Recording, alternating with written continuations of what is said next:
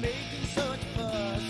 And I don't think I understand what's come of all of us. And I don't think I understand why we take this world for granted. I just want to get right back to Guitar Players Planet.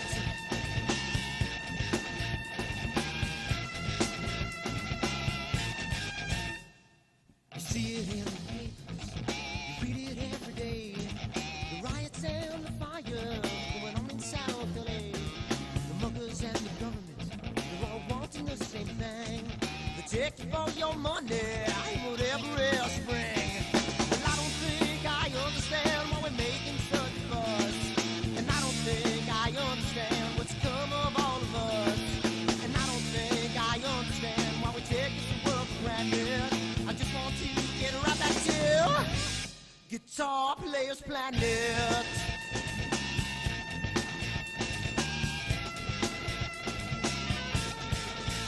Take me.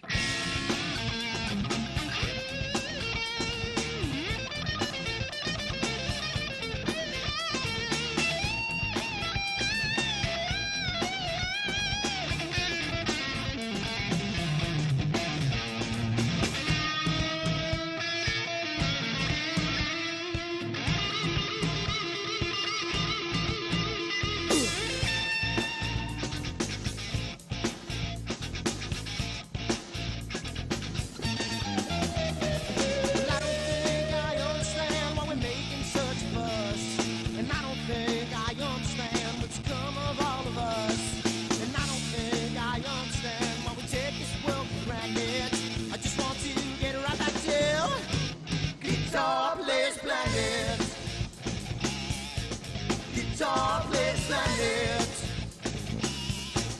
Guitar Players Planet. Guitar Players Planet. Guitar Players Planet. Guitar Players Planet.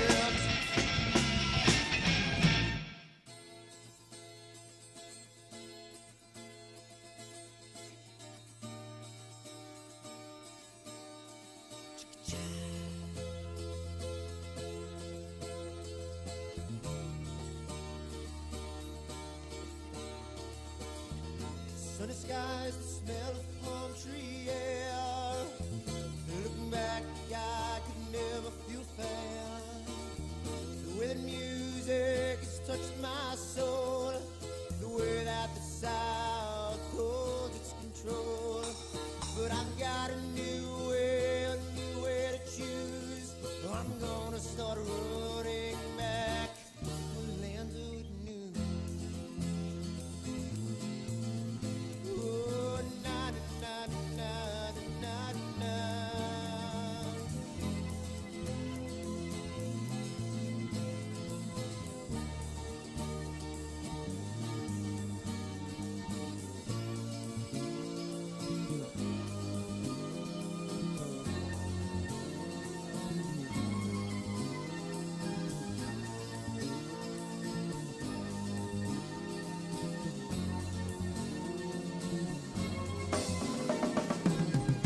Seems to me that I have lost my old friend. I catch the sunset off the highway again. Then I get lost on a long summer day. I must go back before it's too late.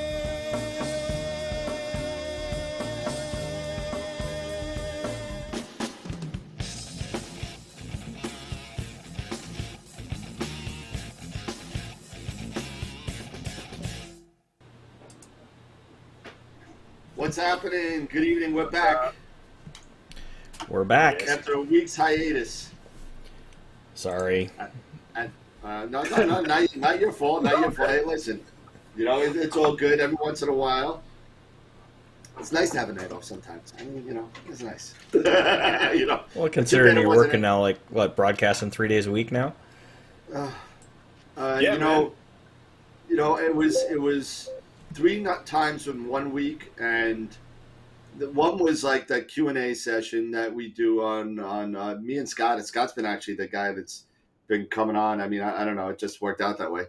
And basically we just do a Q&A, and we do kind of the same thing we do on Wednesday nights, to be honest with you. But if there's anybody, the main reason for going out there on Monday nights, and it's a little bit earlier, so it's 8 o'clock, and we like to do some questions and answers. And if people have any issues with the rigs, I would like to get it out to more of the. I'm probably going to promote it a little bit more, so it goes out to I guess the newbie guys, so people that have questions and stuff like that. So I think I'm gonna promote it a couple times, and see how it is. But we had we had almost 20 people on Monday night on the second one, Yeah. so that seemed like it was pretty good. We got some stuff going on today. I know that the ASI masters over there, Eric and Jason, have some stuff to talk about regarding that. And Tyler always puts his 2 cents in wherever he, if he's not drinking, if he's not drinking his whiskey, and he's actually talking. But and I was showing the guys. I said they were talking about the CM60 and what is Jason? I know Astro Playgrounds on Scott. I mean, we got this for sale, and if I can lift it up. Hey, look, a G11. Oh, it's 11. We got that for sale. And, oh, wow, I could get a workout doing that. Yeah, I know. It's definitely not a CEM60, but, it is heavy. But it's a C11, it's a mid-condition, and it is going on, it's actually on Friday nights right now for $1,000. That's not a C11, bud. That's not a C11, bud. It's not a C11. That's a G. That is a G11. Did I say C11? Yeah, you said C11. Oh, wow, I'm sorry. I didn't even start drinking yet. You're going to confuse G11. You're going to confuse Mark and make him buy another one. No, Mark will run out and find like an 11.5, and he'll go find one. But that's on Cloudy Nights. If everyone wants to check out some of the pictures, feel free to go take a look at that. It does come with the countershaft weight and 21-pound weight too. So, but that being said, we got an AstroWorld reveal. We have Southern Sky Challenge. We got ASI Air. Where do you guys want to start? It doesn't, and whatever, and the Tyler spot. So I don't know what Tyler's talking about. Yeah. I don't think he's sure what he's going to talk about yet. I don't think he knows. I'm here.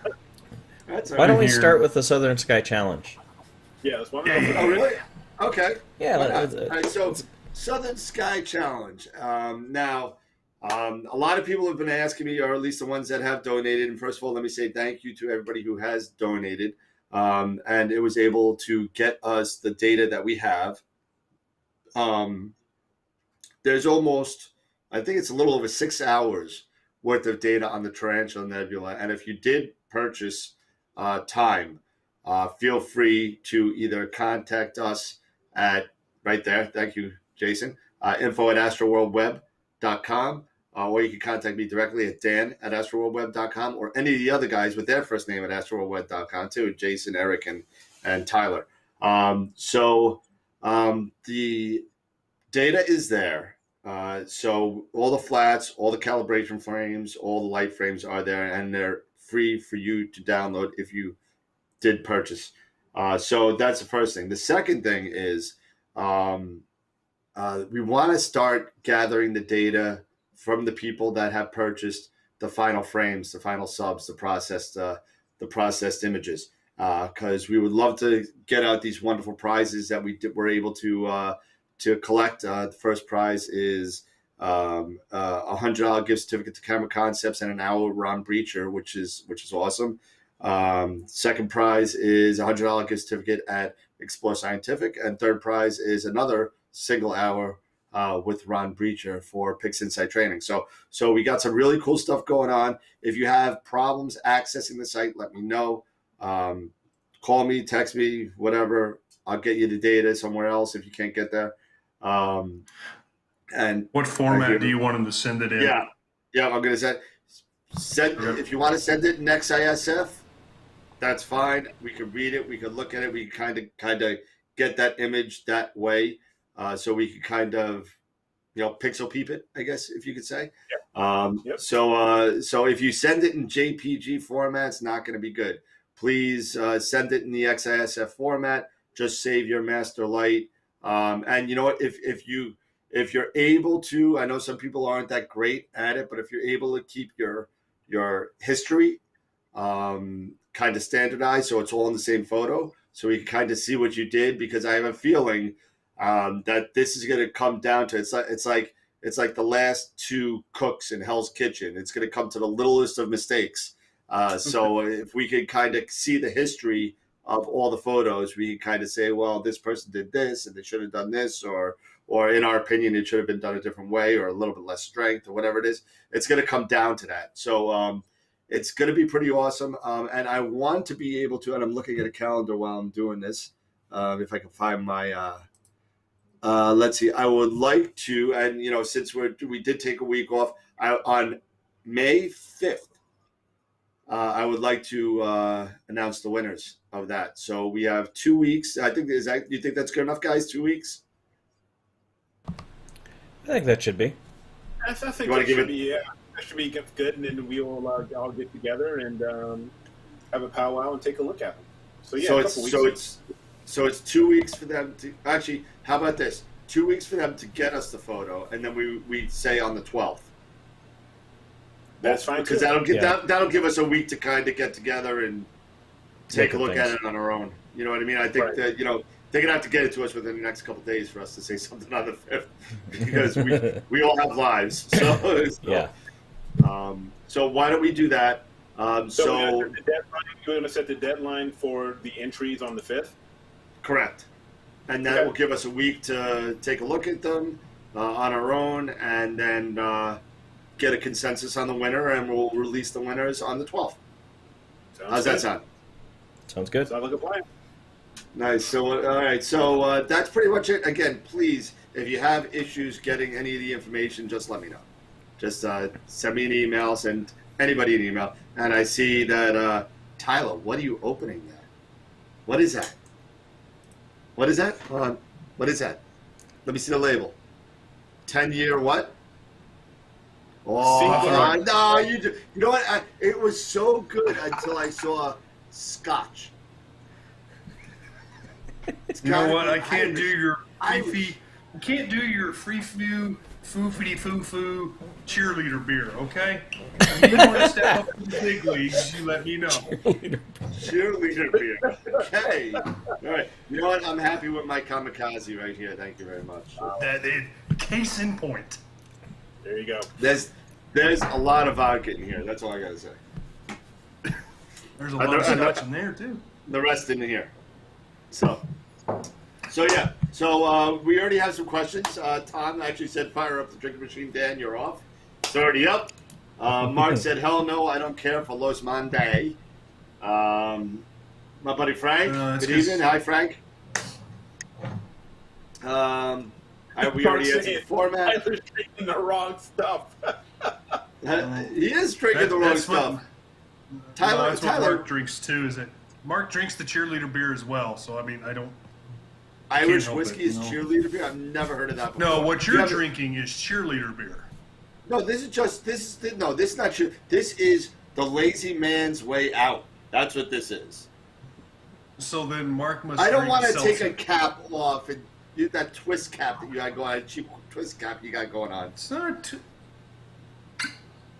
Oh, I'm sorry. My apologies. It's cork. I'm sorry. It was the tinfoil wrapper you had on there. I'm sorry. Well, that was the seal. That was the safety seal to make sure it was not tampered with. Who else? Seal, man. George came on early. He's not usually on till later. Hi, George. How you doing? Tom said he'll take a glass of Ardbeg. No problem. Hey, George. Same way, man.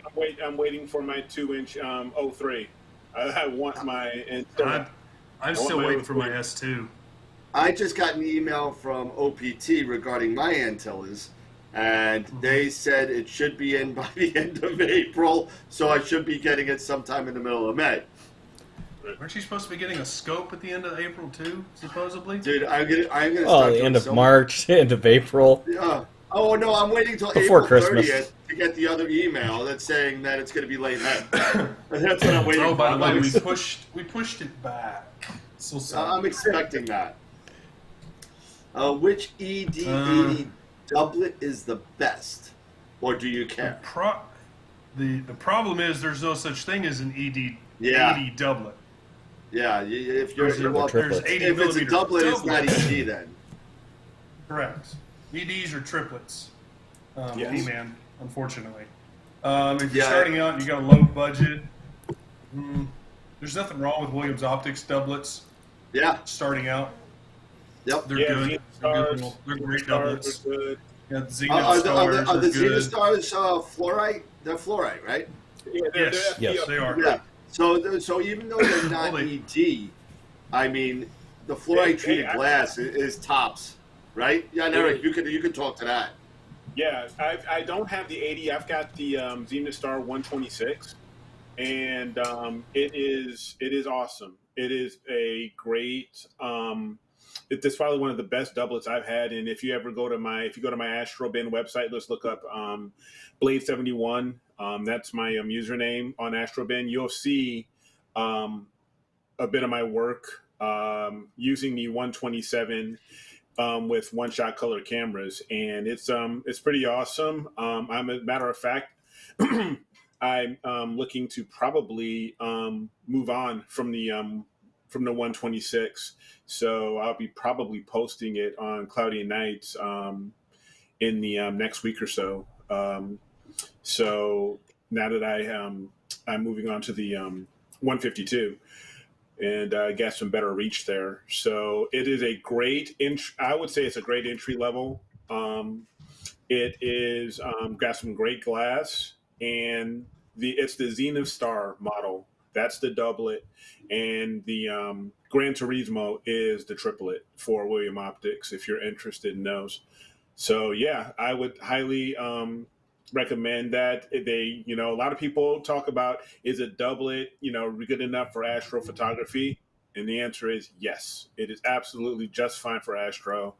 It works really, really well. You get the right kind of glass in there, right kind of optics, and you go with the right type of manufacturer, like a William Optics, you'll be happy with it. Trust me. Yeah. So Pete Man actually said, "What about the Skywatcher Evo Star?" That's an ED. That's a triplet. That's an ED. Yeah, that's a triplet. I believe it is a triplet, right? Yep. Yeah. I'm looking. If it's ED, it's a triplet because it can't be an ED without having 3 lenses. Well, a lot of people have been calling EDs even with doublets. Really? And it's not. Yeah, it's a misnomer. It's a misnomer, and people are miscalling it. No, it says the optical design is a doublet refractor. Interesting. Okay. Yeah. Well, he's right. We're wrong. Okay, but you got to be careful with that because the extra, what the ED stands for is extra. Yeah, that thing's a monster. But great. I mean, this one, it's 980 focal length, so this is a great galaxy. Yeah, I see you got your focuser upside down. Yep. Yeah. So there is a little bit of a misnomer out there between ED and apochromats and achromats and all that. So there is a little. You got to be careful with that because ED stands for extra low dispersion. Now, it very well can be extra low dispersion, but that's a very wide, broad term where it can be extra low dispersion based on another line. And that's where the misnomer comes in. That's why when you get triplets, so what you're going to also have is if it's a doublet, okay? So it's got a different glass type. Yeah, and not to mention the fact that it doesn't have that third, even though it's extra low dispersion, your colors are still not going to be coming at the same focal plane because it doesn't have enough elements in order to get them all focused to your chip at the same length. It's not going to be able to do it because it can't bend the light because red, green, and blue come in at different wavelengths. Right. So one's longer than the other. So how do you get that usually ball? The blues. It is usually the blues. And how do you get them all bent the same way so it all hits your chip at the same time? You have to add that third piece of glass in order to do that. And then that's how you get that all where you get no chromatic aberration, you get no color fringing, you get no purple halos around the moon if you're imaging the moon, that type of stuff. That's why that triplet is so important with astro imaging. See, it's interesting on that particular scope since it uses the 2-lens cell design. It uses an actual BK7 glass, which those are mainly used for sports optics. Correct. That is utilized in precision optical lens systems, medical instruments, camera lenses, and then the other lens is the FPL 53. So I'm curious to know how they came up with that. Why'd they go that route using BK7 glass? I guess just for affordability. I would guess so. Yeah, that would have to be that way. Yeah. Eric's trying. I was fading in and out, but yeah, I think he's saying possibly. Yeah. But would it make a good match for a beginner? Yeah, it's $825, but for $825, I could buy an actual triplet at that price. Yeah. Honestly, you can get a good triplet for that with a reducer, even with a reducer for around that price. I mean, heck, you can get a William Optics GT71 for around that price with flattener, with a flattener reducer. So something to consider. And that triplet was my first one. That was my first, my first one, and I still have it, and I love it. So, well, my first refractor was the ED80 from Orion. I bought it for $1,000, way back when it first came out. It was it was $9.99, and of course I waited a little bit, and I bought it. And I said, all right, let me buy it. And it's a really nice scope. It was an ED glass, it was okay. And of course, 3 months later, guess what they come out with? The 100 ED, and they dropped the price of the 80 ED to $699. That's always how it works. That's what happens, man. Every time. Get screwed. Constantly. That's how they get you. Yeah. Frank said he loves his GT81.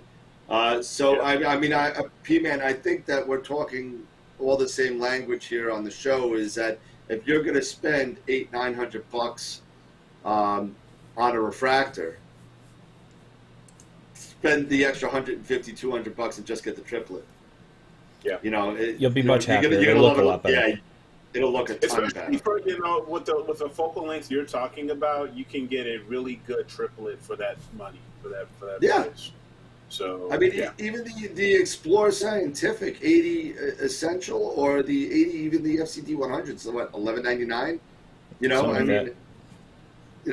That's definitely get it. If you're doing astrophotography, gotta go triplet, man. Yeah, the doublets are really more intended for visual, because you're not going to see that color fringing as much to the naked eye. But not that you can't use it for astro, because like I said, I've used it and I've used it well. But no, you can. You've got to overcome that color fringing and the. Yep. Is it doable? Yes. Is it ideal? Not necessarily. Yeah, I mean, again, Eric, you're right. I mean, we don't want to shut people down from doublets because there are as you mentioned before, if you got a fluorite treated doublet, it works almost just as good as a triplet. I'll be dead honest with you. I mean, it's really good because a different type of treated glass. The glass is treated differently. Yep. And you're able to get you don't get. I mean, Eric, you could talk to this because you have one. I don't have one. But does it get rid of all of the color fringing, or is it very minimal? I would say it's with this one, it is very minimal, especially with the FPL. With this FPL 53 glass, I think it is very minimal with the fringing. I really don't get it.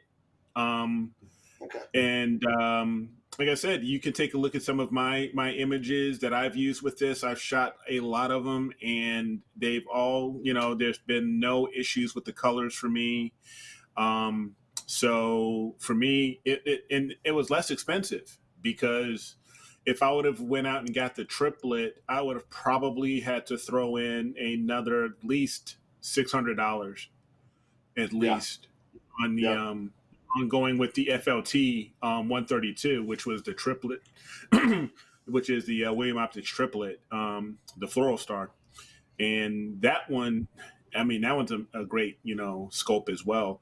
But really, you would be happy with this type of glass and these optics. You really wouldn't be able to tell the difference that much. You really wouldn't. Yeah. It's just the way they treat that glass. I mean, William Optics does a superb job with their refractors. That's their biggest thing. They really specialize in AP. So they're going to put in the type of optics that are going to benefit you for astrophotography.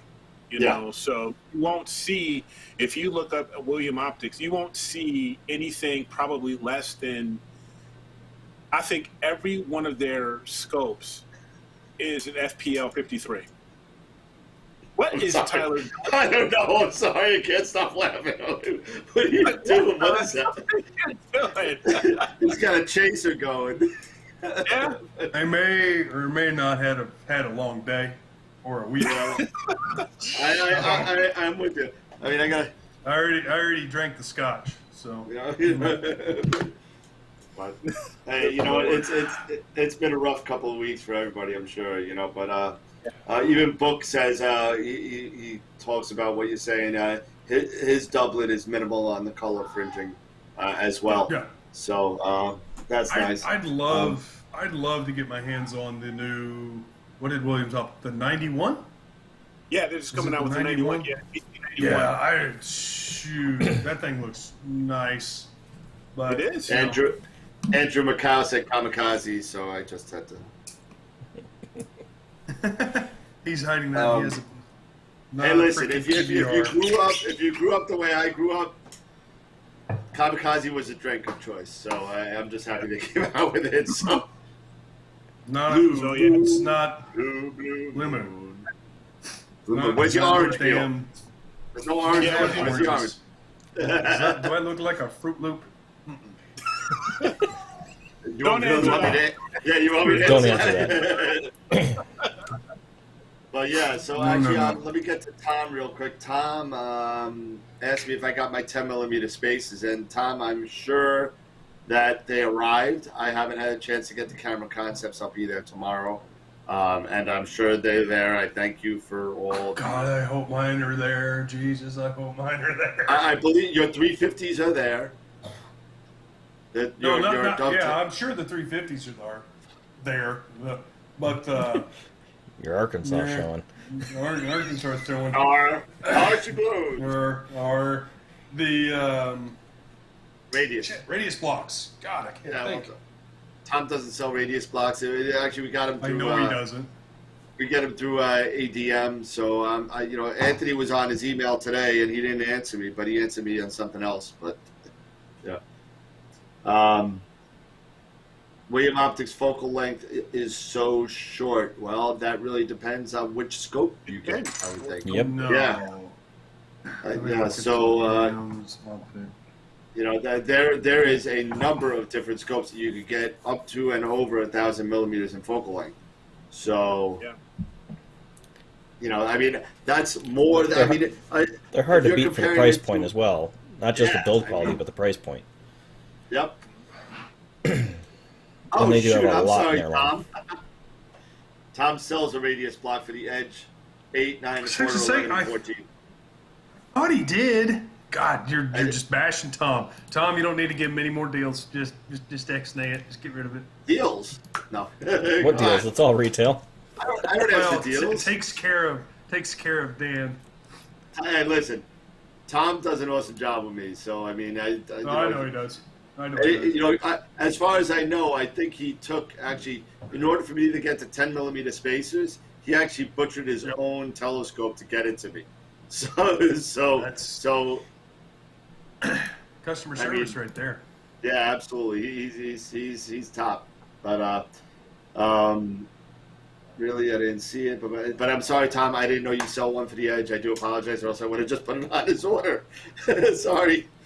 You know. I know. But the question really is, Damn it, Dan. you may make them, Damn it, Dan. but do you have any? That's the real question, Tom. Do you have any? How much will the RAM, the Eagle S, which S, George? Is it the 4 or the 3? Because I know that Tom just put up a link for a 64 gig RAM setup for my Eagle 3. Did. So he does have them. He does have the delicious box. Son of a... Eagle and 4S will both go to 62? 64, 64. I think you mean. Yeah, he answered 64. Okay, thank you, Tom. All right, good. 64. Tom must be drinking, too. Yeah, everyone's drinking tonight. What's going on? I should be. But I couldn't push the buttons if I was. So, yeah, so I'll have my soda. So I don't know if you guys know this. I was complaining about OSC for a while, and it turns out it's my computer. But yeah. So it's my computer, and and I'm gonna blame it all on Jason because Jason made me make this thing. So. And what did I tell you when you made it? Your memory's not gonna be enough. You did. What did we do on Sunday? We ordered more memory. A lot more.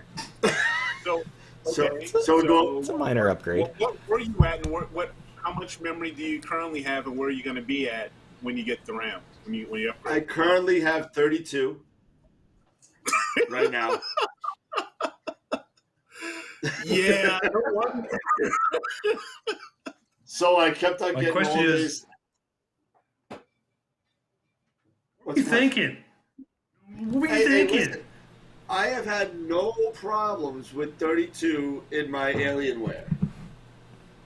No problem. He just had problems with everything else about the Alienware. Yeah, everything else was broken. But so that's why I replaced the cooler, the fan, the motherboard, the processor, the RAM. Case. So you got a whole new computer. The case. Yeah, I replaced it all. A whole new The only thing that's left about the Alienware is the video card. The video card that it came with, and the Elgato card that I bought later on. And the RAM that was in there. So what are you going up to? Because you got cut off. So we're going from 32 to... 128. There you go. 128. Nice. 128. Oh my God. If I get one out of memory in the next 5 years, I'm going to take a sledgehammer to this thing. Just send it to me. It's broken. So, I'll take care of it for you. Andrew Macau. I need 800 millimeter lens with an f5 or lower. Any suggestions? Explore Scientific 127 with a 0.8 Barlow. Any advice? 800 millimeter lens. You mean probably a well, the bad thing is with the Explore Scientific, that's 952 with a 0.7 reducer. Right. That brings it down to 666. Yeah, 666. Yeah. Yeah, it's like 666. So if you go 0.8, that gets you to 540 something. Yeah, that's, to be honest, I think that's too. Then you start getting to the point of, well, I don't know if undersampling or oversampling would occur there on that. You'd probably be oversampling at that point. Yeah, you'd be over at that point. That's I would fixable, just go to 0.7. It is fixable if you have enough frames to fix it with. If you have enough RAM to run the program too, So that too.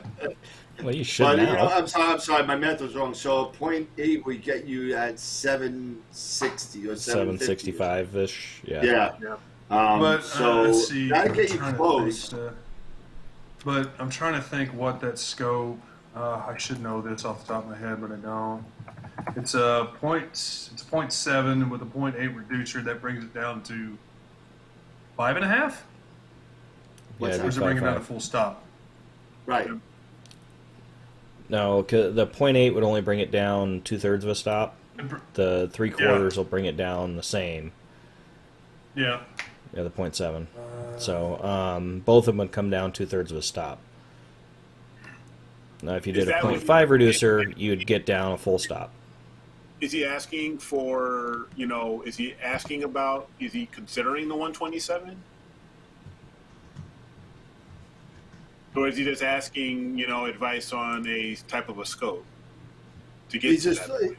He's trying to get to that point. Yeah.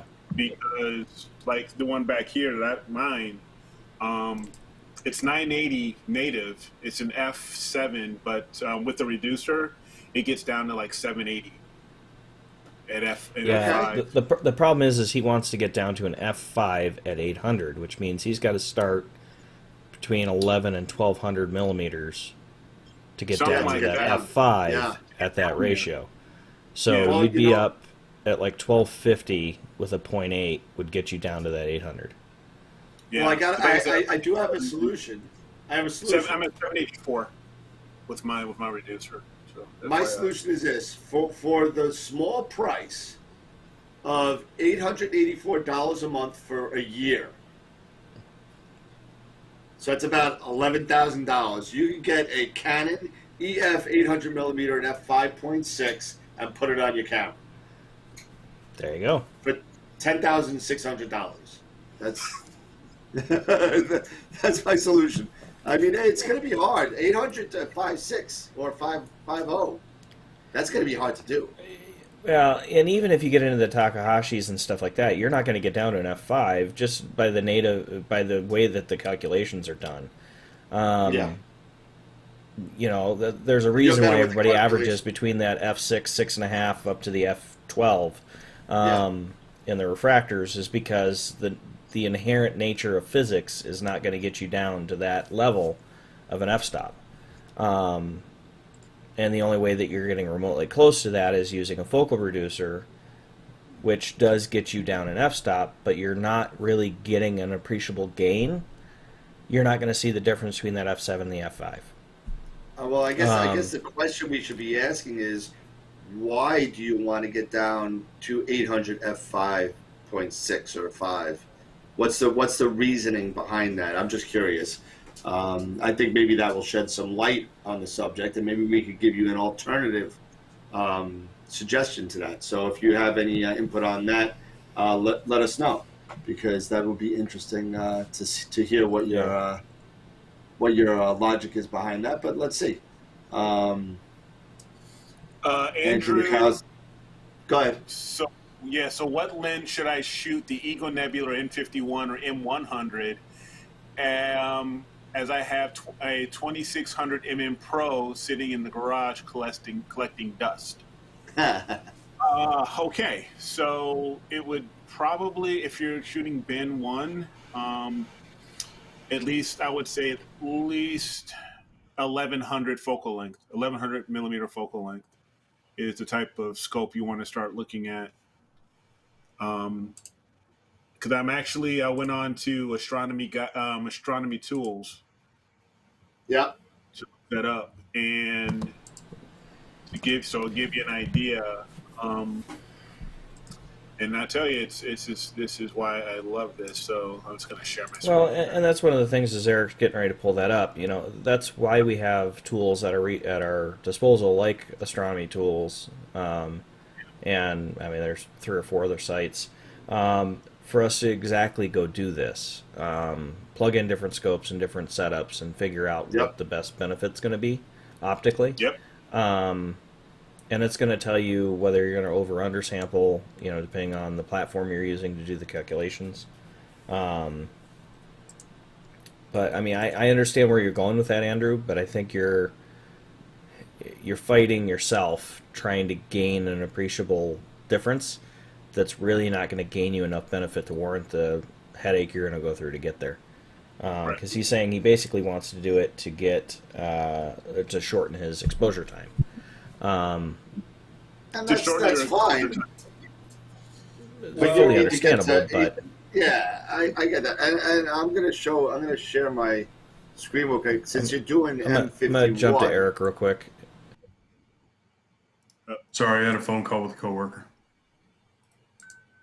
So So yeah, so like I was saying, so here's astronomy.tools, and let me know when you see my screen. Yep, you're good. Okay, cool.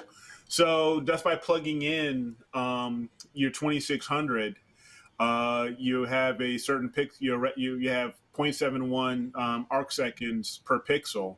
So at the very minimum, you're looking at about 1100 millimeter focal length, which will still give you a nice shot, especially of the Eagle Nebula.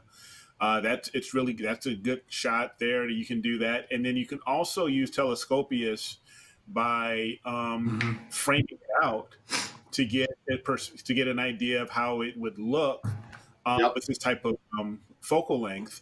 And you can just simply, so if I go there, so M16, and if we switch that up, we're going to go 1100 focal length.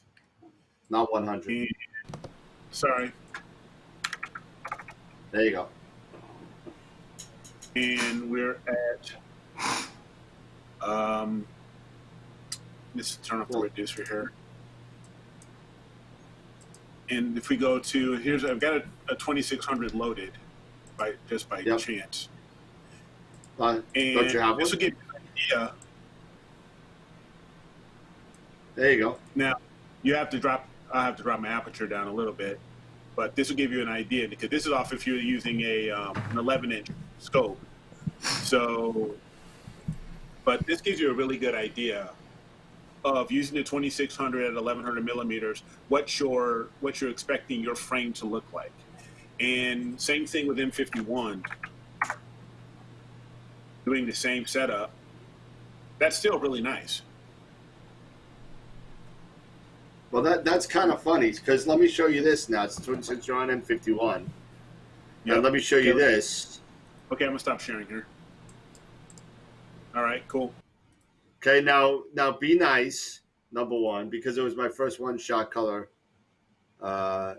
camera shot.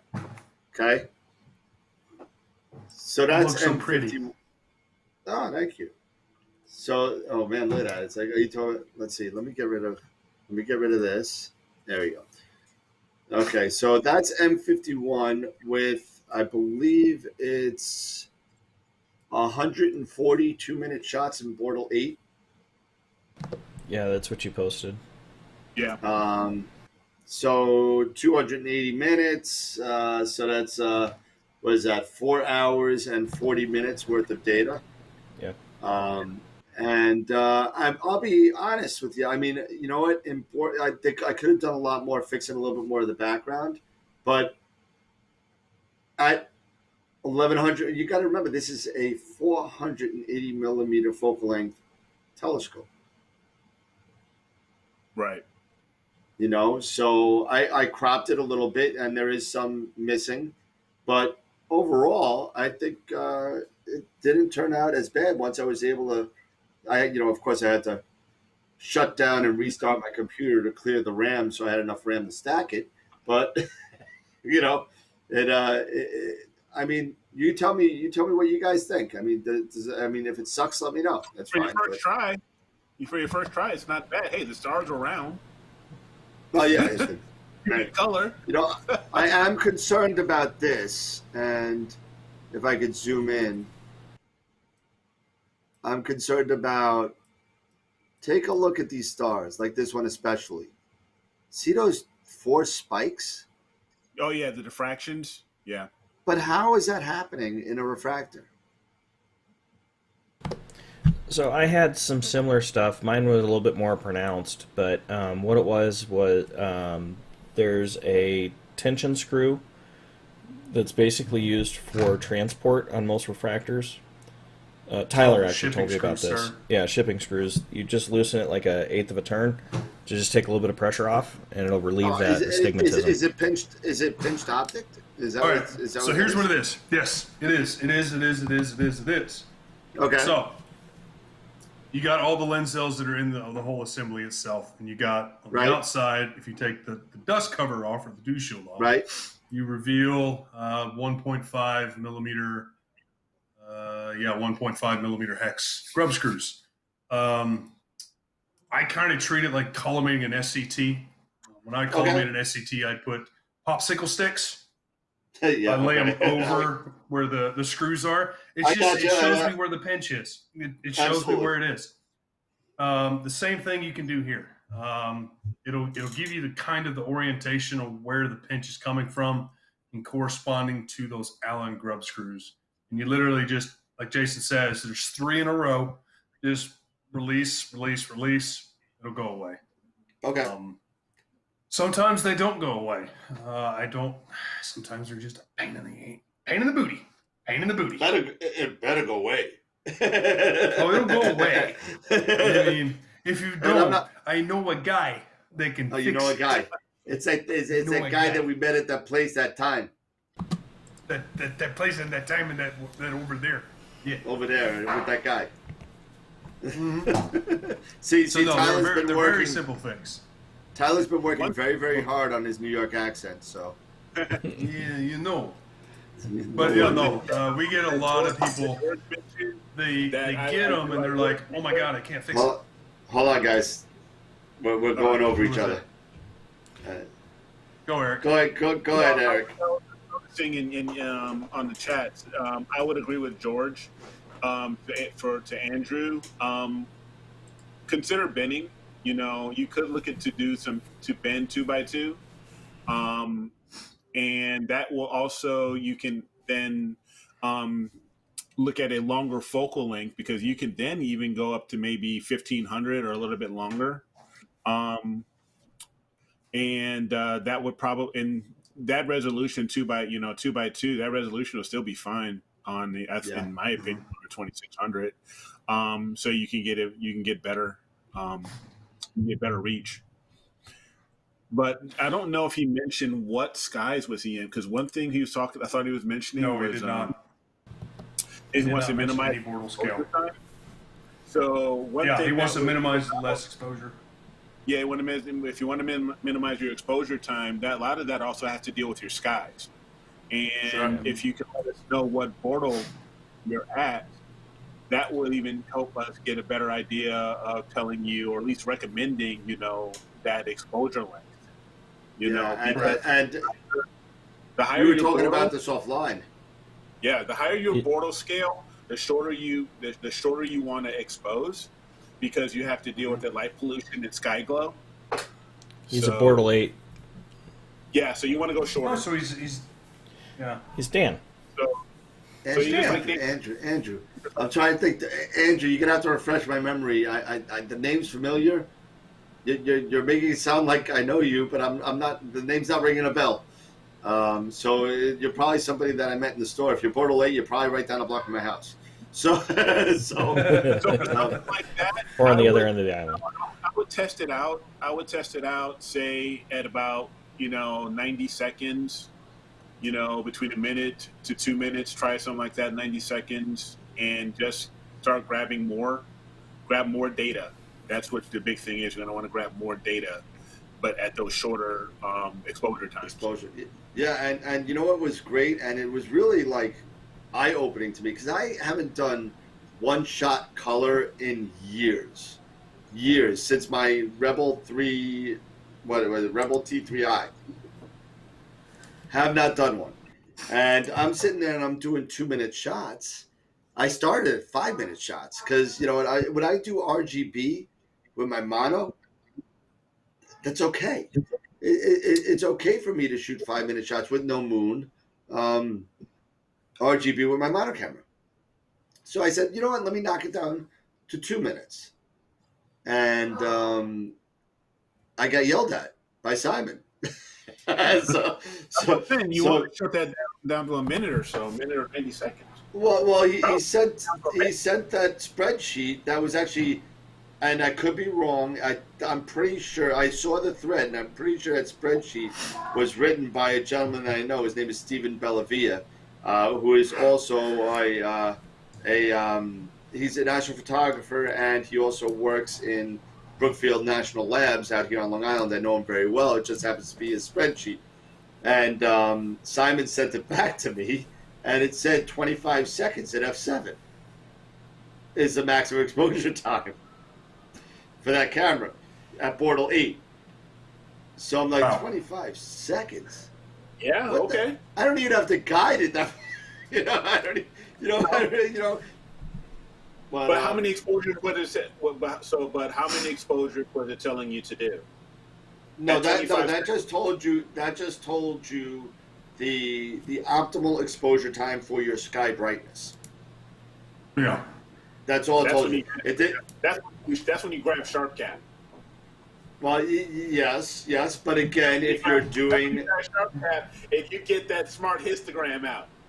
well, tell Mr. Glover, please, do me a favor and make SBIG compatible with SharpCap, and I'll use it. But No. just get But- a different camera. Yes, But that's I the know. thing. Right You're now, doing one-shot color. You're using the 294. You can do this. But I You wanna can do use it for sharp cap with the everything. 294. I want to use it for everything. I want to know the smart histogram on all my cameras. Get out But of you're the 10th specifically century. dealing with one-shot color 294. Shut up, Jason. It very well could be that you only Logic. do 30-second exposures. What was that? Logic. So you could very well be that you end up doing 30-second exposures, and you end up doing like 200 of them. Like 500 of them. Well, I glad you mean, got a new now I computer that'll need handle it. 256 gig of RAM just to process that thing. So so now I'm totally screwed. But I know we're coming in at about 40 minutes, and I know that you two want to talk about the new beta that came out with. At least what you can talk about. Well, actually, we about can talk about it now in full because it is now public beta. Now, public So- beta, and it is closed, so nobody can get it right now. So the beta is closed. So unfortunately, if you didn't get it downloaded, I guess you Yeah. have to wait. But EA. the release should be out probably in about a week and a half. We're really close. Yeah. Okay. But we can talk about they've published what's in it. So we do have multi-star guiding now. So it does a 8 to 10 star, and it has been phenomenal. It wasn't the only game changer because I did kind of change the algorithm a little bit for single star guiding. So to kind of give you an understanding, before I got in and did the update and was working with the beta, I had been guiding at like a 0.8 to 1.2. Okay. And now, doing single star, I got it down to a 0.4. So this is 0.39. And that's kind of same conditions. Well, exact same conditions, backyard, same target, 2 days apart, so seeing was almost identical. Okay.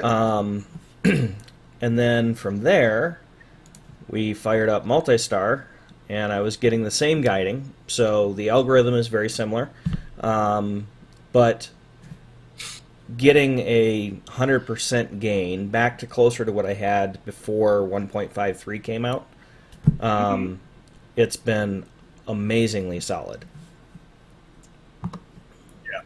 Wow, that's awesome. That's a great improvement. I mean, you're talking about, on the same mount. And which mount are you using again? I'm using the CEM 70G. Okay, so he's using the 70G. Again, but to have a half an arc minute decrease in your guiding Or better. or better. Yeah, Holy cow! I mean, that's going to be huge. Because I was doing 0.85, 0.86 to 1.2. Okay. Now I'm usually 0.3 to 0.7. So 0.9 to 0.7 decrease in your guiding, and Yep. and again, don't get me wrong, that is superstar. You'll guide forever. I mean, you could do 100-minute exposures at that point. It's going to be Yep. awesome. But the Yep. whole thing is that just remember when you're dealing with the guiding, as when you're in a horrible situation like I am, I mean, 0.2, it may as well be 0.7 or 8 because my seeing is just that bad. Right. You No, know what I I mean? mean- So, go ahead. I'm a Bortle 6 to your Bortle 8, so I mean I am an improvement, but not a drastic improvement. Right. So even seeing in the environment,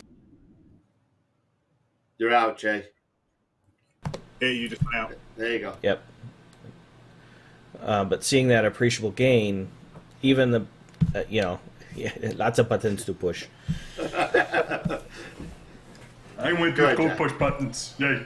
I have no M&M, so I don't get to reward myself, so I don't push as many buttons now. I get the puck, I shoot it, I hit the goalie. So one of the other cool things that we can talk about is ZWO has introduced Plan. Planning. So Plan is kind of along lines of Sequence Generator. Okay.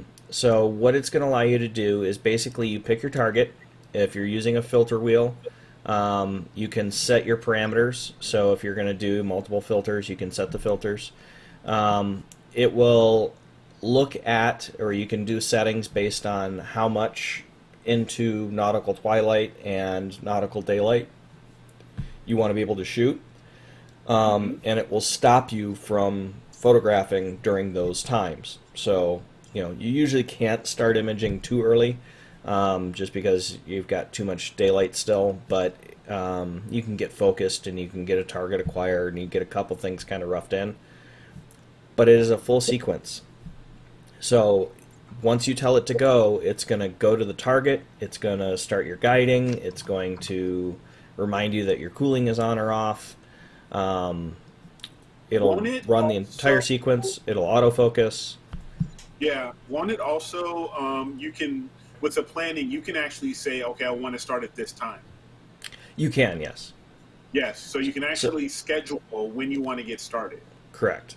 which is And then nice. one of the other benefits is, like right now, we're seeing a lot of targets disappearing on the west horizon here in the northern hemisphere.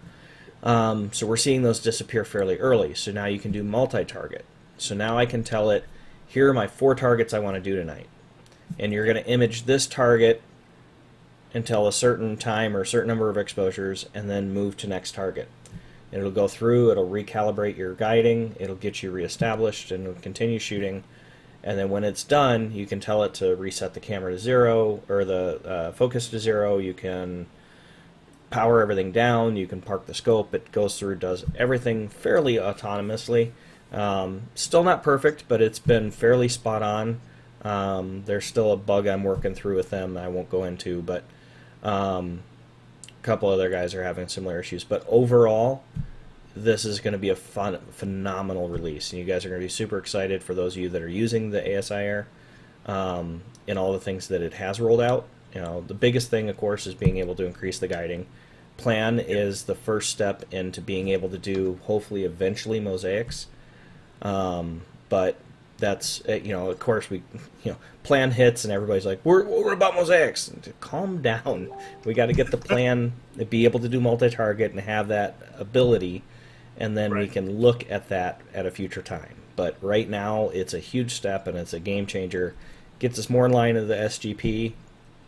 The multi-star guiding, of course, everybody's been clamoring for. The fact that they got that going, it's been a complete game changer. It gets me back to where we were on the 1.4 to 1.5 release with my guiding. I can't say enough good things about it. And you know, I've been playing for 2 months now with mono camera on the 140, so I've got a ton of data and haven't processed any of it.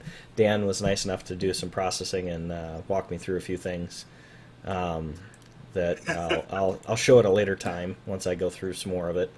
Don't show it. Don't show it. Well, I won't show the video, but I'm going to show yours versus mine and show them how horrible I did. Oh, good. Oh, good. So I did better then. Okay, good. Don't listen to this guy. This guy's a jerk.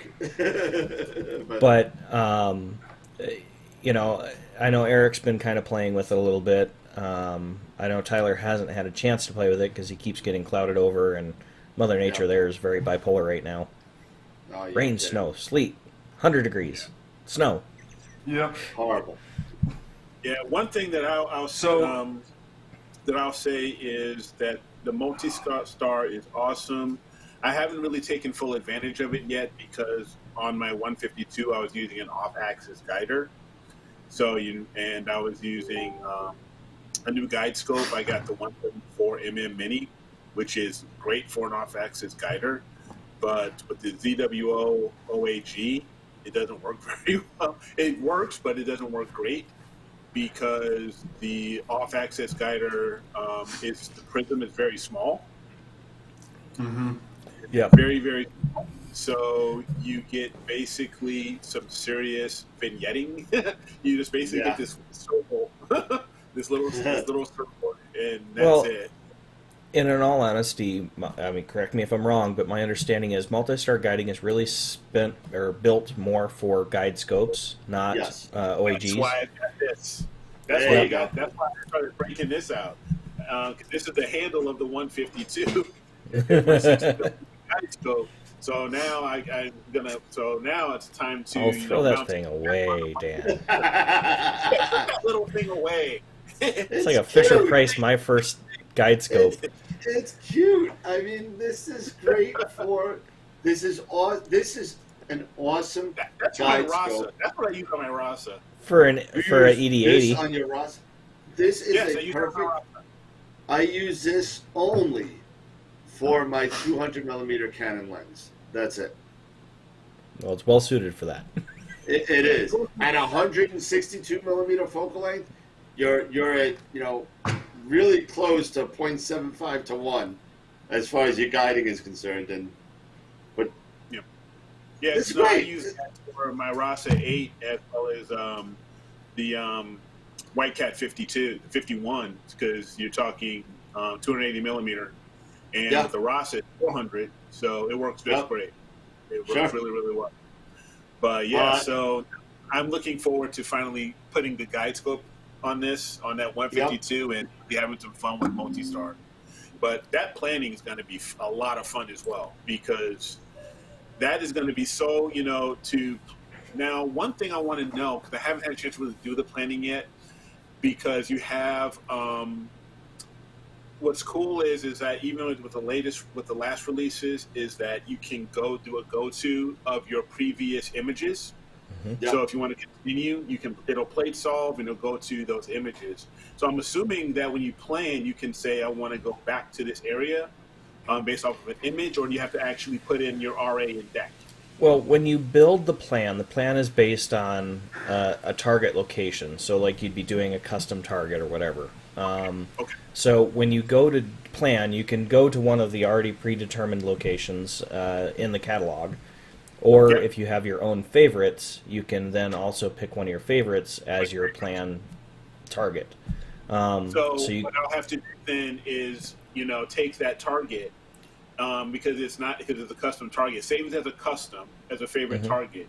Then I'll plan off of that instead of doing the regular go-to. Correct. Cool. Yep. Off of the image. Okay. Now, the other thing, people have been doing faux mosaics with it and going in different softwares and basically recording the coordinates of what they want to do for their mosaic and build their custom look, and then having the plan run for the mosaic. The thing is, they're having to do it in like 3 or 4 days so they can get all their, I don't want to say quadrants, because some of them are doing 3-panel, L-shape, just messing around trying to see what they can do. But some of the people in the beta group have been creating their own coordinates and going from there, doing panel 1, panel 2, panel 3 type thing. And that works great.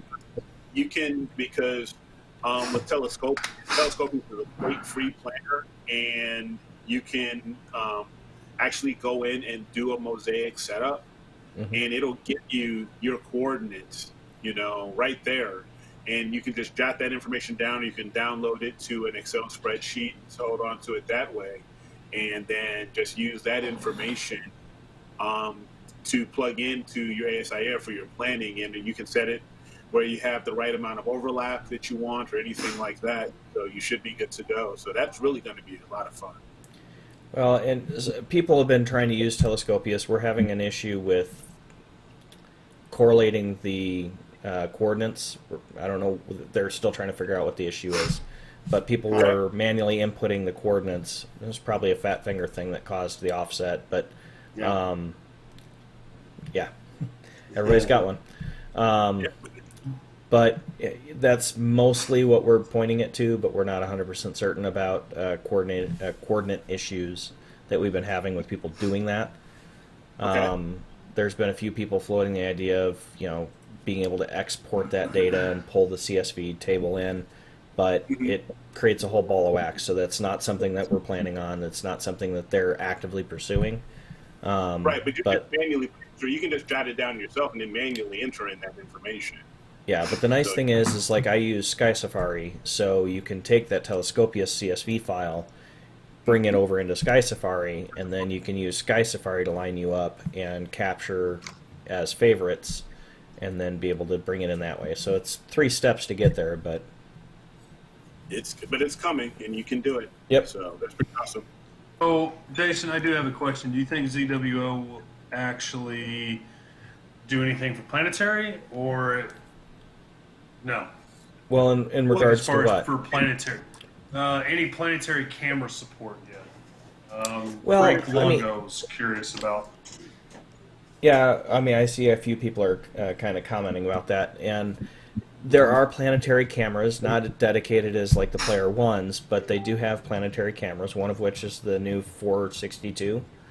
It's a high frame rate, decent resolution, very well outfitted for doing planetary. They do have a live video mode to do the capture, so the resources are there. It may not be as robust as some of the other platforms, but they do have a dedicated planetary capability. You still have to process it in post, but you have to do that with every planetary software. Yeah. The one thing that would be nice, that's very similar to, like, say, with fire capture, is using your ADC, that atmospheric disturbance corrector, where it will, within fire capture, you can use that, and it'll help you as far as your settings and you're dialing things in, and getting things lined up properly, getting your wavelengths lined up properly off the ADC. You can do that really nicely with fire capture. It'll be nice if they can also eventually, transition to move that into ZW, into the ASI Air Pro, so you can do that as well, because ZWO does have an ADC, and that'll be, when you purchase that, that's kind of helpful if you're using, like, 'cause I have a 224 MC, which is a great one-shot color camera for planetary, and I think something like that will be really, really useful. Well, and I won't name names, but there's somebody who has popped on the show a couple of times that was very quick to point out it's great to want more new features, but we want to get all the features we have working at their best capability first. I agree. Exactly. I do agree. So there is some validity in that statement. I mean, we can all want, and there's a lot of growth that's happened in this hobby, in this industry as a whole. But we need to focus very heavily, and I mean, manufacturers from the equipment side, OTAs, all the componentry that goes there in between, all really need to focus on their quality to make sure that we have the best quality for what we're getting, because features can be added in firmware updates or minor revisions, but if the quality is not there, all you're doing is bruising your brand, and it's making for a lot of headaches. So Agreed. Well, I think they're really learning from the mistakes that Stellar made. Because if you saw, I think there's a video out there somewhere of a review that I did on the Stellar Mate as compared to the ASI Air, and I threw it over my shoulder and I said, "Don't buy this thing," because it's so. The ASI Air is so user friendly. You can't mess with the software. You can't break it really unless you try really, really, really hard to do it. And you got to have some sort of either rip the card out and have some idea of processing and computer programming in order to break this thing. But you really can't do anything horrible with this thing to make it to the point where it's a brick. And that's one of the best things about it. The simple usability of it and the simplicity of it makes it such an attractive, not to mention the price point of, what is it, $299? I mean, so I mean, you can't beat that if you're in the Well- ZWO ecosystem. But I see a lot of comments on here regarding Nux, and Tyler's been going back and forth. I see him trying to answer as best he can about Nux and Eagles and all that kind of stuff. Now, mini PCs work great. They do. They work great. They're the same. You know, you sit there and It's you an slap Eagle, them but on the not as side. robust. Exactly. It's usually plastic unless you really spend a lot of money on like a metal version. But they're usually plastic, and they don't have as much things geared towards astronomy that the Eagle does. Now, do you pay for it with an Eagle? Absolutely, you do. But as Right. I've had a conversation with Jason probably 3 times this week, saying that, you know what? If I'm going to spend that kind of money in the long run over the next couple of years upgrading and do whatever, I may as well spend the money up front and just get it and be happy with it.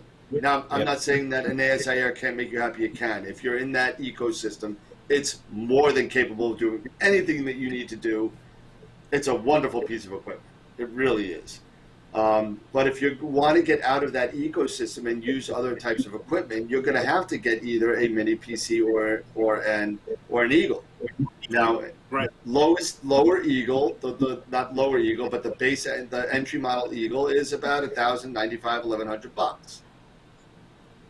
Okay, mini PC, at least a decent one, is going to cost you about It's closer to 6 now.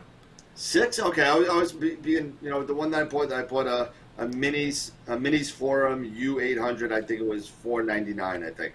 So Well, see, I quote the name brand that starts with an I. So looking at We like don't an talk about i3, yeah. No, we if don't we talk- look we at don't an talk about i3 gray box from a large name brand, Right. you're at about $500 to $600 for an i3 with 16 gig of RAM. It'll run it. It's not going to be great. You're going to be closer to that $1,000 range to really get a decent one in an upper end i5 or a low end i7. And you don't have the power Go ahead bridge. and get it. Yeah, By that point, you may as well go ahead and get an Eagle. yeah. You Yeah. know, in that. Because I'll be honest with you, I have, eventually I'm going to get to a point where I may end up deciding, if I have certain types of, these scopes and things like that, I may want to end up upgrading, say, for example, my focuser. The Yeah. EAF is a really good, I would say, entry level focuser. It I really agree. is. However, if you, it does have its quirks. It's not, so it may come to a point where someday I may end up saying, you know what, I want to get a Moonlight. Yeah. So when you go that route, and now you're going another scale up, and DWO, they don't offer anything of that equivalency. So you're going to have to move out of that ecosystem, to your point, and move into something else. Either you're going to go back to a laptop, or you're going to look into getting something like the Eagle. And for me, it will most likely would be an Eagle, because it would be everything right there in one stop, and I don't have to worry about, But by the time you spend the money on a decent laptop, you still got to deal with the power management and everything else. So, I mean, the Eagle makes perfect sense because it's going to solve 99% of your issues. Exactly. Yeah. So And there's other stuff involved with an Eagle. Again, same thing with the ASI Air has a mini power bridge where you could power multiple things with it. It's got 4 12-volt power outs where you can power your mount, you can power your camera, you can power a couple other things, that you need to kind of do. Same thing with the Eagle. You have 8 amp and 3 amp power outs. So you're able, and with the Eagle 4, you're able to kind of adjust where your amperage goes based on your power consumption. So that's kind of cool. Not to mention the fact that you have 3 more 12-volt outs for your dew heaters. You have HDMI outs if you want to plug it and do like Eric's been doing. Eric's been doing a lot of EAA. If you want to do EAA, you could do that, and you just go HDMI out to your big screen TV and let your family watch. Yep. Plus, it's got an Ethernet in, just like the ASI Air has one as well. You know, but the Eagle comes with a Windows 10 scaled down Windows 10, but so you don't have to deal with all the garbage that Windows puts on it. But it runs awesomely, and I've had my Eagle 3 now for 2 years. I've never had to re-image it. I've never had a blue screen of death. I've never had a problem. Not one. Astro Playground said, just stick a crowbar in your wallet and purchase the Eagle Pro. It'll fix everything. However, the problem with the i7 is the power requirement. It runs a lot higher than 12 volt, which makes it difficult to use in the field. So that's why that the Eagle uses the i5, which is the fastest processor to be at the 12 volt, At the 12 consumption volt requirements. standard that we use as astronomers and astrophotographers. Everything is 12 volt. Yeah. Everything, at least not everything, but most things are 12 volt. So it's real important that the processor works at 12 volt because that's all you're going to get. You're using and don't try this, but if you're using a power tank or something, and don't do this because a power tank will die on you and so will your Eagle. But that being said, you need a standardized power voltage regulated battery in order to run this, in order to get that 12.8 volts that you're going to need to make sure that your all your outs are working at the right Optimal voltage and amperage. Yeah. My current acquisition system is an i7 Famlets, and that is 12 volt. Okay, that's There are interesting. some. There are.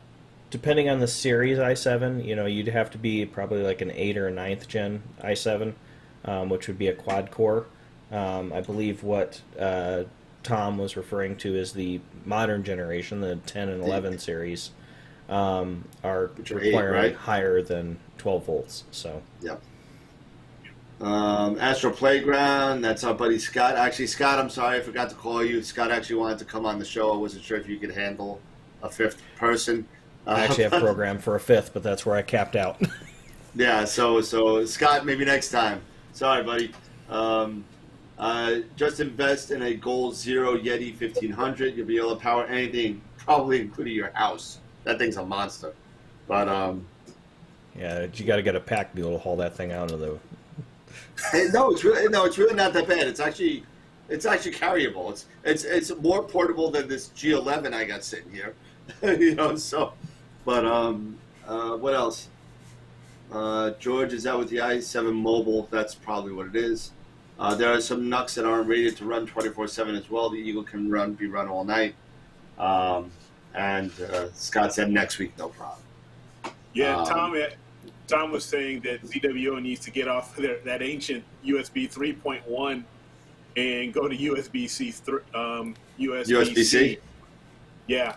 Well, the thing is all of, I was having that conversation with somebody earlier this week because they're like, well, how come they're not all upgrading? I'm like, well, even if it's a USB-C connector, it's still a USB 2 port. The speed is still USB 2.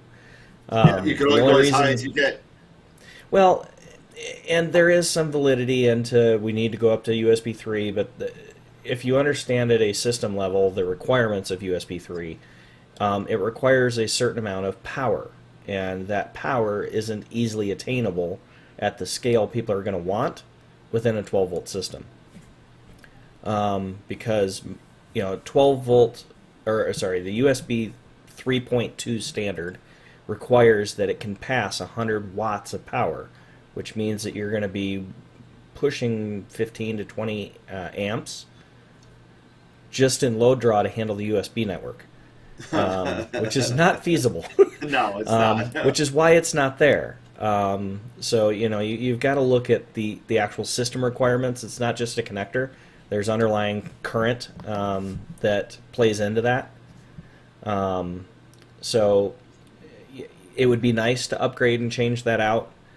Even though they've done it on the guide cameras, it's still technically a USB 2 driver that's running the guide cams.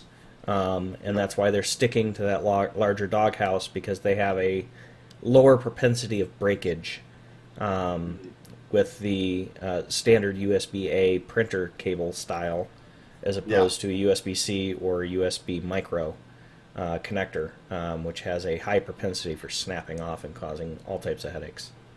Yeah, sure. George was talking about a little known fact. A lot of portable lithium batteries with 12-volt cigarette lighter connectors are not regulated and can go above 12 volts, which is true. However, the Eagle is very finicky. It's very finicky. And if you drop to 12 point whatever, 1. Well, anything below 12.5. Yeah. So if you drop below that, it will start not reacting or even shutting down. And I've had that done to me. So that's why I bought a Bioenno 30 amp hour 12.8 voltage regulated battery. And it cost me a little bit of money, but in the field with the power poles, it's got the for those of you who don't know what the power poles are, they're those little black and red connectors. They're square. The Eagle actually makes the Eagle in wire with the power pole connectors, and since I've used that thing lasted me an entire weekend, running all night. So, not a problem there. Well, I'm going to have to start looking at some sort of portable power units. And I was looking at, say, like the Power Tank Lithium Pros and stuff like that, because, you know, I've been talking to you guys a while back that I'm going on this trip out west, and I'm going to need to have something, you know, to power up. I'm not sure if I'm going to take the AVX or if I'm actually going to just go ahead and just take the CM60. I'll probably end up just take the 60, you know, and use that. But, you know, it's going to be that thing where I'm going to need to make sure that I can run all of my equipment off of, you know, that portable power for at least, you know, 12 hours. Maybe not 12 hours because it won't be that much, you know, that much nighttime, you know, so at least, you know, 7 hours, you know, I'm going to need that, you know, for the summer. So I'm going to have to start looking and start making some considerations and understanding a little bit more when it comes to power requirements and getting something that's going to fit my needs. So that's one of the things when you're heading out on these dark side trips and stuff like that. You got to make sure you have the right power.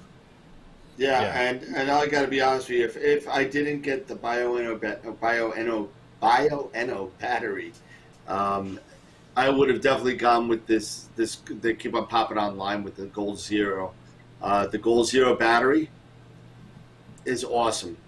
It's great. Yeah. I mean, if I didn't have this already, I probably would have purchased it because it has a lot more different outputs than I'm stuck with. I'm stuck with the one Anderson power pole connector with my battery right now. And the other thing, too, with the Gold Zeros is they are doing a pure sine wave, so they are somewhat conditioning the load level. Sure. It's not going to be as consistent because it is DC regulation, regulated DC signal. But a lot of that is really on the battery technology, which is rapidly advancing around it, and it just hasn't made it into the portable units yet. But like the LiPo batteries and some of the other technologies that allow us to go to higher voltage, which will get regulated down to 12 to 13 volts, but give us longer burn time, so to speak, on those batteries. I just saw the price of those things. They're expensive. It ain't cheap, but then again, nothing in this field is. And you know what? And if you buy the additional solar panel for it, that'll charge while you're during the daytime.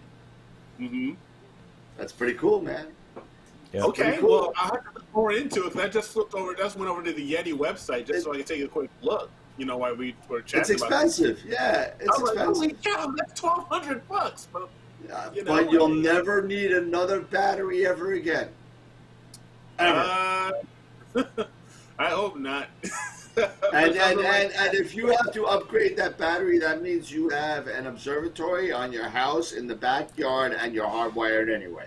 So you know. Yep. Well, You know, and that's you the thing. need Like, anything. That's what I'm dealing with right now. I've got everything hardwired, running Sure. from the house, so Yeah, I me have to too. deal with that. So that's why I was thinking about, looking at the, that power tank. But if that power tank isn't going to work for me, it's not going to be enough for you to get through in a whole night. yeah, You that's know, what I like- was Yeah. right. When I had my AVX, I had a little, it was a 580 milliwatt hour battery by Fossman, I think it is. I could get a full 6-7 hours on that thing with the AVX and the ASI Air system. And that was running EAF, cooled camera, and the focusers. No filter wheel. Did fine. Yeah. If I tried doing that on the CEM 70G, 2, maybe 3 hours, Yeah. and I'd be Wow. out. Yeah. So, Wow. but we So are I feel down like to 8 minutes. So if we want to hit our final topic, Dan, What? Oh, the reveal. the reveal. The reveal. Yeah. All right. So Eric has done a look already, and a screenshot for those. I'm talking the video tech speak now. And I have no idea what that is. But I want your guys' honest opinion on this. Now Eric made a shot. I gotta give props to Astro Playground and Scott and his wife. They thought that maybe the AstroWorld logo needed a little revamping. Okay, so that's kind of what it looks like right now. And where's the old one? We got the old one. I didn't do a side by side of the old one. Sorry. You're killing me. I thought you wanted a side by side of you. No, okay. So I guess if you look at the top right hand corner, that's the old one, and this is the new one. Now it's not set in stone. Nothing is set in stone. I want you guys, since you guys are part of the AstroWorld team, and also all of our viewers out there. Also, you guys are, if you know you're not on the show, you're part of the team as well because you are our followers, and I would love to know what everybody thinks of this type of logo. Opinions are like, Wait. my mount needs an upgrade. Yeah. Oh. George needs an Hey, upgrade. hey, listen, that's my first mount that just came back. That is it's actually my telescope and my camera and believe it or not, it's a 127 Explore Scientific in the picture, even though it's red. But it's my Atlas on a pier, on a pier, and that's really the same picture as what you're seeing on top of the world on the top right hand corner. But is that a tech scope on the logo? Replace it to plane wave, please. Well, I would love to replace that with a plane wave. Please donate to info@astroworld.web and we could get a plane wave. No problem. But and that's not an FLI camera. It's an SB camera, and I'm very happy with it. Thank you, Tarek. So that's what Scott and his wife came up with after a couple of reiterations. So again, it's not set in stone. I would like your guys' opinion. If you think it sucks, there we go. If you like the left one better, let me know. If you like the right one better, let me know. If you like a combination of the two of them, let me know. But I would really like some like a control group kind of information on what you guys like. So let me know. Feel free to hit me up. Those of you guys that know me personally, feel free to call me, text me, whatever. You guys, what do you think? I mean, honestly. Well, I mean, Dan and I have already kind of talked offline. I'm very partial to our other font, but Yeah. I would probably look for a combination of the two. Okay. That would be me. Because I do like the globe. I do like the Earth down below. There at the Okay. bottom. So that's just me. So if we can look at a combination, that may not be Okay. too bad. Okay. Why 2 stars only? Add a star, a moon, and a planet. Okay. We could look at that. That might be, I don't know, maybe, we could definitely look at that. George says, add stars the original logo and it'll pop. Okay. Oh, there she is. She just got out of the bath, too, it looks like. Yep.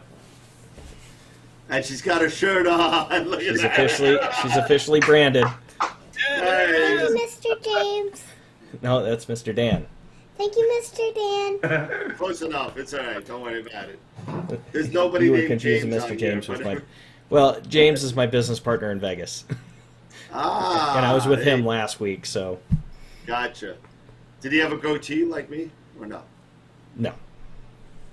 She didn't No? get to see him. Oh, okay. All she saw was his doggy. Right? Beatrice Hines. Beatrice showed up. Hi, Beatrice. Oh, there she How you is. doing? Keep the globe and put the new scope on top of the globe. That's basically what you said, Eric. So we got. I like the globe of the first one and the telescope of the second one. That's what Beatrice says. Yeah. I agree about keeping the Earth. All right. So it looks like Scott, you got some work out for you. I think it's going to be a combo of the two of them. And Beatrice, great to see you. You haven't been here in a while. We missed you. Glad to see you on the show again in the last 2 minutes and 42 seconds of the show. but yeah, so we are all doing well, Beatrice. Again, thank you for showing up. Hope everything is well. I hope you're doing well.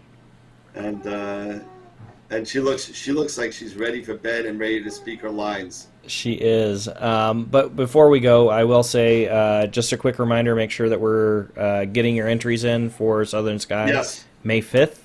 We'll go through those during that following week and hopefully have a winner on the 12th-ish. And any other notes, things that we need to think about? Just don't forget on Monday nights, I'm still doing, along with Scott at Astro Playground, we're going to be doing a Q&A for anybody. And I'd like to, again, I said this in the beginning of the show, promote this to newbies. And I'm not trying to say that nobody else can come up. Feel free to come on. But questions on anybody that needs help with their rig. Or On their chair. Yeah. okay, now I got it. We got. Kids coming out. I'm gonna go get Pepper. Right there. Should I go get Pepper? Eric, go get the shark And toy. look up his right Let there. him- Yeah, go get Shark Boy. Okay, we have a big shark boy. But yeah, so Monday nights, 8 o'clock Eastern, we'll be doing a Q&A. Unfortunately, this Saturday, and I haven't told Tim Cowell this, I have to work this Saturday. And I'm just telling this to everybody else here because nobody else knows it, because we were supposed to have Tim Cowell on an afternoon show. I'm going to try and push it to Sunday. But I got to talk to Tim and see. But it's still happening. It's just a matter of when. I have for those of you that don't know, I do work for McDonald's. And we have a store closing, and I'm part of the IT team, so I got to rip the whole store down this weekend. So that's what I'm going to be doing. Stuff happens, yes, man. Work happens. Yep. These kids are the future astrophotographers and astronomers. That's what Beatrice just said. Well, Abby, And do you want to tell them what do you want to be when you grow up? An imager to image in the sky at the stars. Just there like you go. Daddy. Love it. Yep. And That just started this week. Tyler, what's your son's name? His name's Connor. Connor. Oh, that's right. Connor McLeod of the Clan McLeod. That's right. That's correct. Oh wait, that, The only one. and that just happens to be Yeah. Scotch too. Is it Scottish? There you go. You know. Yeah, It all matches ties with in. the whiskey. Matches with the whiskey. There you go. There you go. There you go. So Connor, welcome to the show. Exactly, awesome. And the clock just ran out, and so you're on. Go ahead. You ready? Go ahead and do your line. Keep imaging, keep educating, and clear skies. We'll see you next time on AstroWorld TV.